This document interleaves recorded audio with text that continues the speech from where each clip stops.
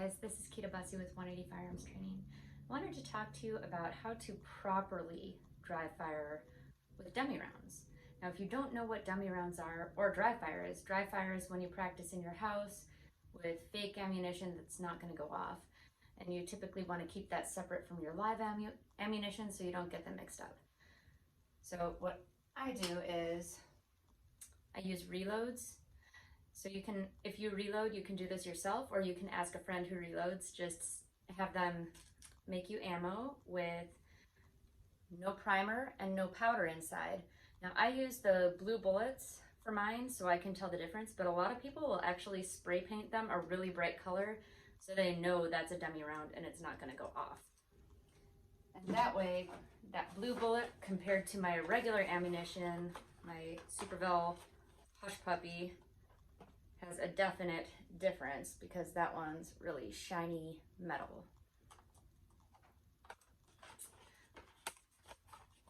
So once you've got your dummy rounds, you can dry fire in your house.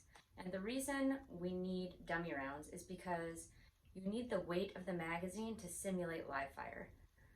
So if you're practicing a draw and the gun is empty and you're creating that memory, those neural pathways, then it's going to get used to drawing an empty gun.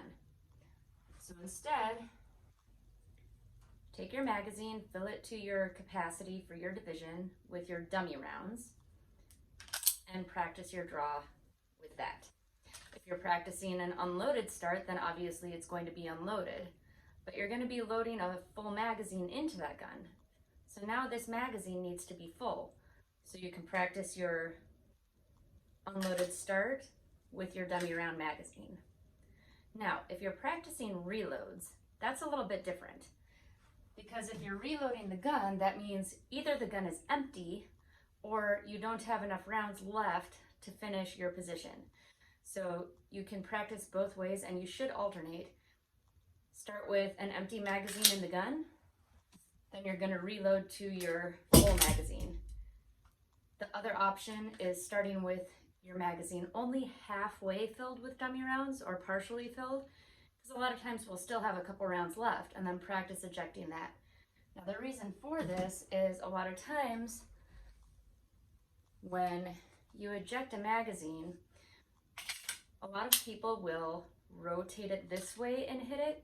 And if it's empty, a lot of times it'll get stuck like this and not drop free because you're not using gravity to assist it falling. So if you practice always with an empty or partially empty magazine, it will force you to allow gravity to let the magazine drop free. Whereas if you're using a loaded magazine with dummy rounds and you're always doing your reloads from there, they're always going to drop free even if it's sideways. Let me know if you have any questions.